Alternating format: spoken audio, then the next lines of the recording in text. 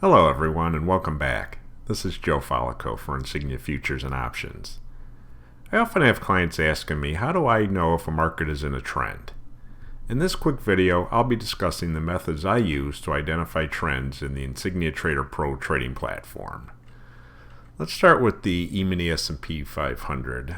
Here I have a September daily chart opened up here, and as you could clearly see, the market is trending upwards. One thing that I like to do just to confirm that is draw a trend line, and typically you want to have it touching at least 3 low points like so. So you have your start point is 1, then these 2 here, 2, 3.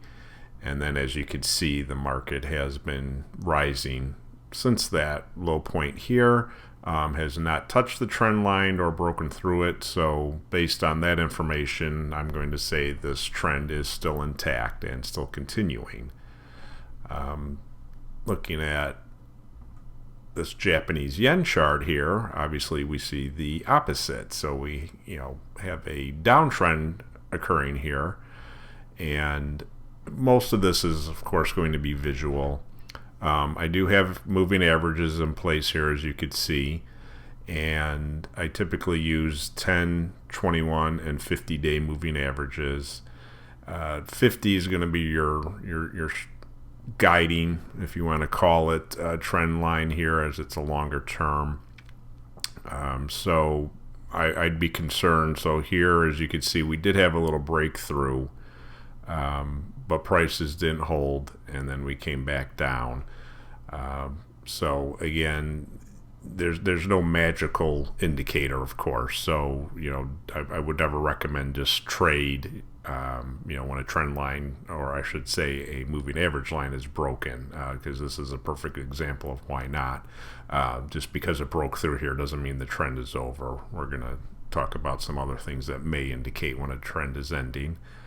And then in the next chart here, as you can see, this is basically a sideways market. This is the Australian dollar daily, and prices have just been moving sideways for a period of time, basically in this channel here, low point, high point, not doing much.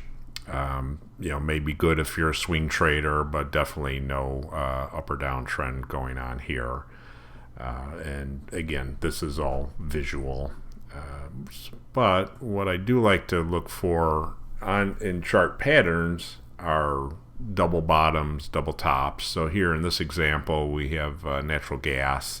So here you could clearly see we have a double top right here. Typically what you want to look for are 2 high points.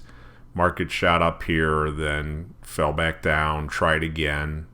As long as they don't have to be equal, but as long as they're relatively the same price level, falls back down again, that typically means that the market can't get through this price level here, and then prices may start falling again if this is a double top.